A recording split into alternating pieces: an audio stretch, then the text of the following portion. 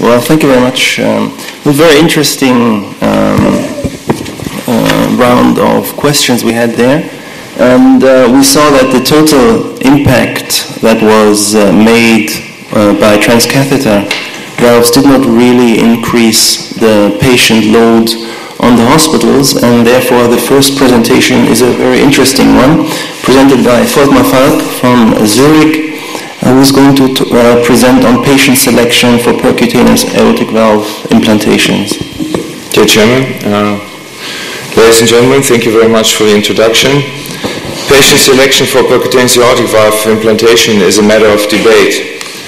I think the best paper to refer to has been authored by many of the people who will be talking right after me, and it's a consensus statement on transcatheter valve implantation. And it is very clear on the 4 steps of patient selection that you should discuss before submitting a patient for percutaneous valve implantation. So first of all, and that seems natural, is that we have to confirm the diagnosis of severe aortic stenosis. Second, we have to make sure that the patient is actually symptomatic. And third, we have to analyze the risks of surgery, of conventional surgery, and evaluate the life expectancy and quality of a patient, which is much more complicated. Then, of course, after all this has been checked, the assessment of the feasibility and exclusion and contraindications for transcatheter valve implantation have been checked. So, if we go through this list, I will first start with confirmation of severe aortic stenosis. You all know that conservatively treated patients with severe aortic stenosis have very poor outcome. This is a trivial finding, but nevertheless we have to confirm and make a clear diagnosis of aortic stenosis, which is obvious if you have a good pressure gradient.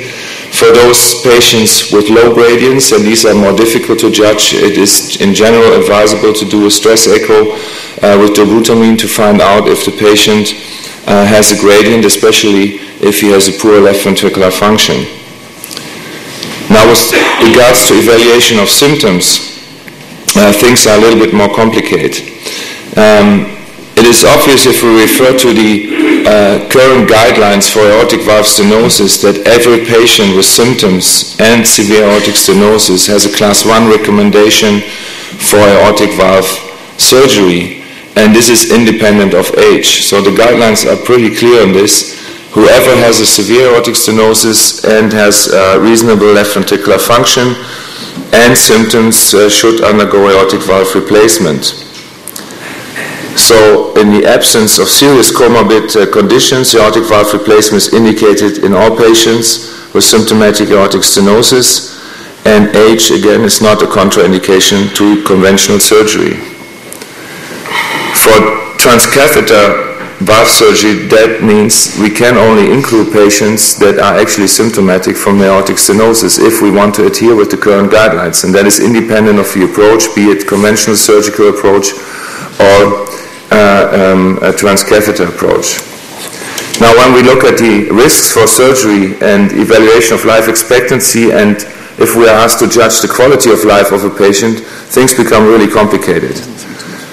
Because the question is, can we really adequately predict risk? And there's a number of papers now that have been written with the event of transcatheter valves, where a number of units went back to review their own results for conventional surgery, dealing with an aging population that is presumably at high risk. And what people uniformly find out that when they go back and look at the data, that the common use risk scores are not really predictive for the hospital mortality as they find it. And you're all aware of this paper that has tried to compare all the commonly used risk factors to outcome in patients that are high risk for aortic valve stenosis, and you can easily see that whatever risk prediction model you choose, the results may be very different. So we cannot justify a therapy based on any of these scores alone.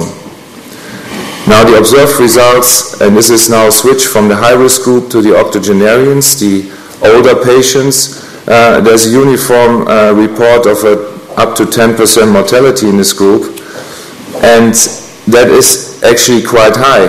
Now for me, this is actually the key slide, and it looks a little bit weird, because I did it in hand drawing, but it's about the principle. And what it basically shows you is the survival curve of, let's say, patients who are 80 years of age and get the diagnosis of aortic stenosis.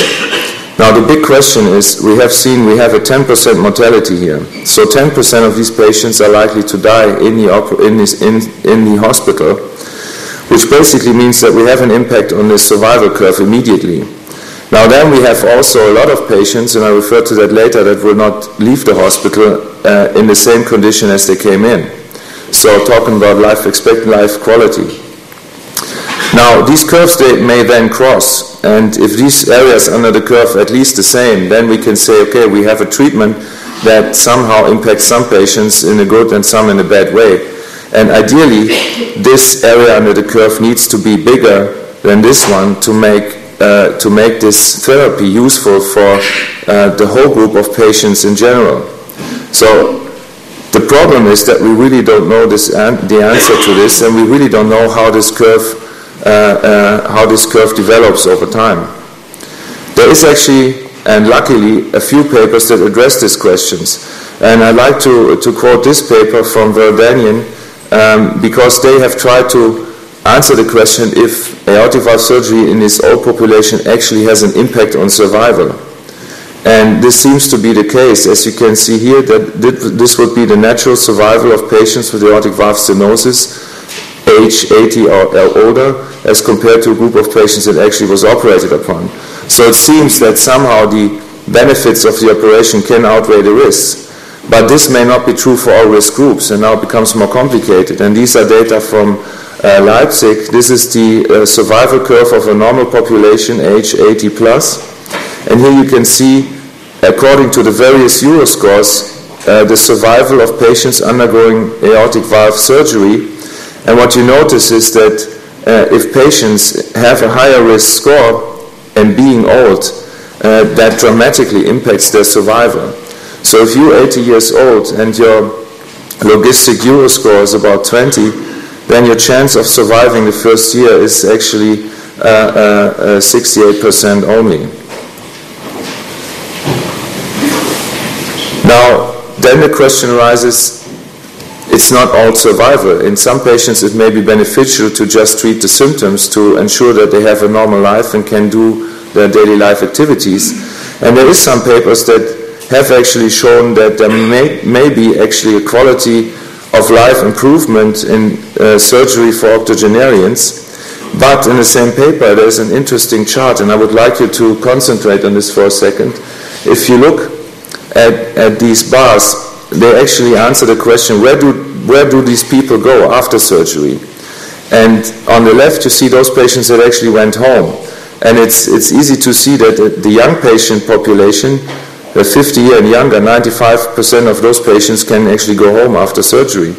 Now if we go to the 80 plus generation, you can find that only 50% of those patients actually go home. And the question is, what do all the other people do? And you see that almost 27% of these patients are referred to an acute care center or go to a skilled nursing home in a substantial proportion. So I think this needs to be reflected on. We cannot just look at the immediate and 30-day mortality results. We really have to understand how do these people live after the operation. It has long been noticed that, of course, the frailty score plays an important role. What's the time limit for this talk, actually? It's 10 minutes or 5? We've got 10 minutes. And that's over already? Well, you still have, I'd say, 3 minutes. 3, because my lamp is already on. Okay, so the frailty score, of course, impacts survival. And, thank you. Sorry for that. No problem. And you notice that with higher frailty scores, of course, survival is less. And a group in Dallas has put together a frailty index that was supposed to better describe the risk of surgery in these patients. And this image I bought from Thomas, who actually bought it from Michael Mack. So, but it clearly shows the difference between two patients that same age, same risk profile, but one is severely frail, the other is fit. Unfortunately, and these data I've also presented during EACTS at this conference, the frailty index and survival after TAVI do not really necessarily correspond. And the frailty score failed to adequately predict survival after this operation. Now let me shortly describe a few risk factors for conventional surgery that are not addressed by scores but have an impact, such as porcelain aorta, chest radiation, redo operations, and liver cirrhosis. These are factors that we, in patients that we try to avoid operate on. And of course, there's an off-label use of valve-in-a-valve that may be important in the future. So the general inclusion criteria for TAVI as it stands now and what's been used in most of the trials is symptomatic aortic stenosis in age over 70. You see the risk scores that we would like to have in order to include patients, and of course a decent life expectancy. But of course there's a huge debate, are these standard criteria too lax or too strict? And that is actually a question we would like to discuss with the audience after the talk. Now we'll come to the last step of patient selection. After we have said, okay, patient is a decent candidate for this operation, and this is pretty much based on clinical judgment in addition to the risk scores that we have available, then of course there's the assessment of the feasibility and exclusion of contraindications. And of course there are exclusion criteria. And I think the most important one you can see on the top.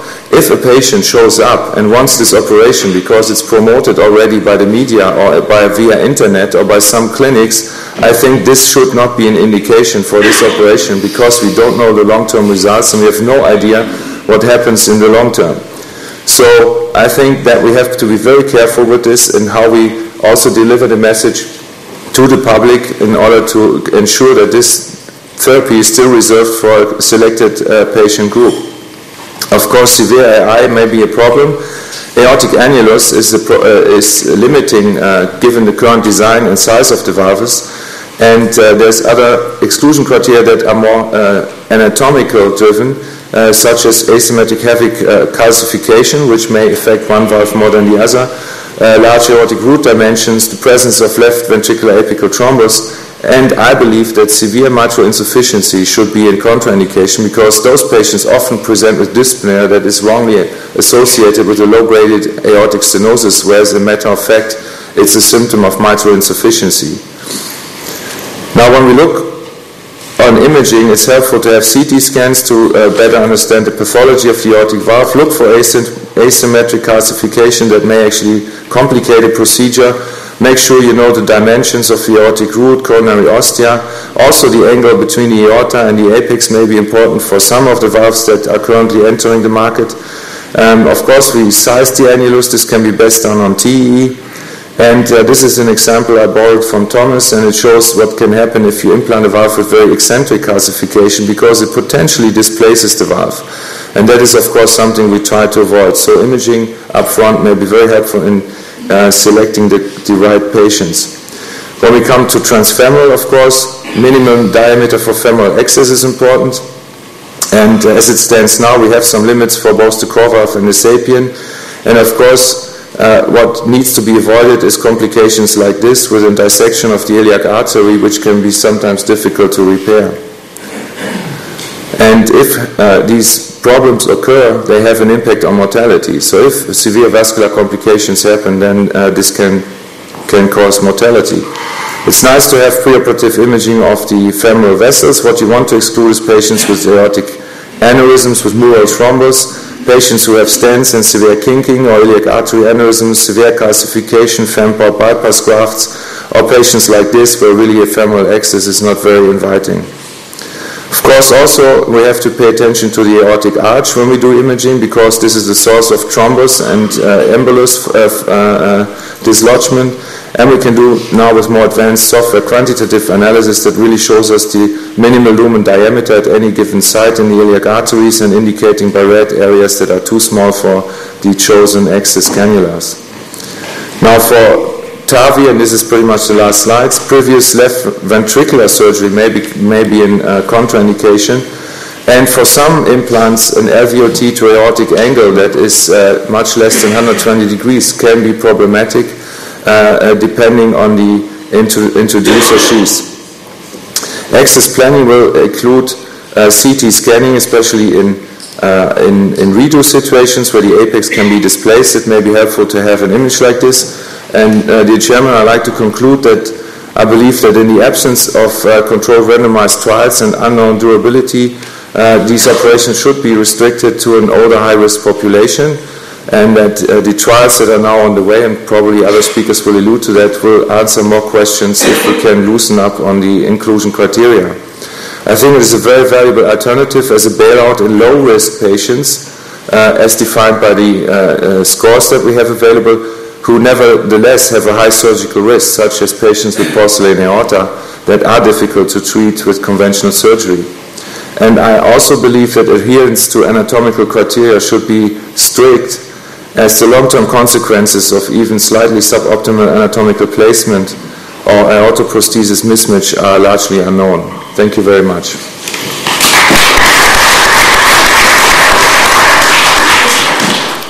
Thank you very much for your presentation. Very interesting facts. And before we come to questions from the audience, I would like to put up question 5 for the audience to answer. And the question is, which of the following risk factors best predicts 30-day mortality after transapical AVR?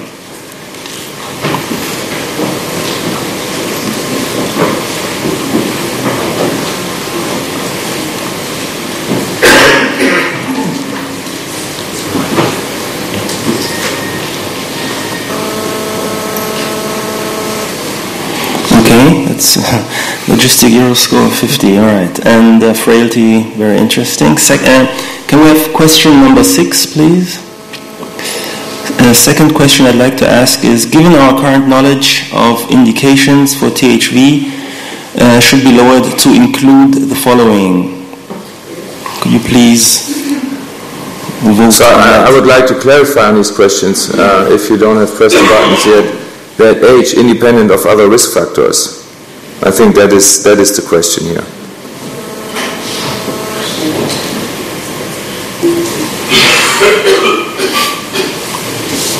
Okay, so the audience is happy with the current indications. Okay. Volkmar, I would like to ask you one first question on your presentation. In your own opinion, who is or what is an optimal candidate for THV treatment? How would you define a patient that is ideally suited for this kind of procedure?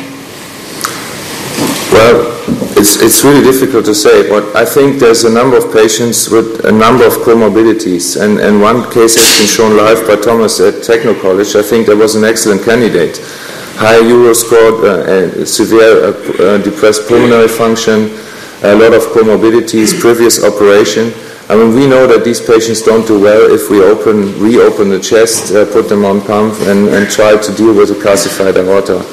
I think these are the optimal patients. But as we see better and better results, and the other speakers will allude on that, there's really the question where the cutoff value is to include patients. And I'm really eager to await the ongoing randomized trials that will hopefully answer these questions. Then, of course, there's those patients with very poor ejection fraction and aortic stenosis. And we know that those patients don't do well if we put them on pump, clamp the aorta, have an ischemic time, be it even short. And I think that is also a very good group. And again, the patient that was demonstrated during Techno College had a very poor ejection fraction, but recovered nicely from that procedure. And I think it's an added benefit in these patients to have no cardioplegic arrest. I think that is a very important concept in transcatheter valves. Thank you. Any questions from the floor? Maybe I can ask you something. I think you showed a very important slide there, and it relates to, I think, survival following TAVI. And I think we all know that reported 1-year survival after TAVI has been somewhat disappointing, and there's been some criticism of that.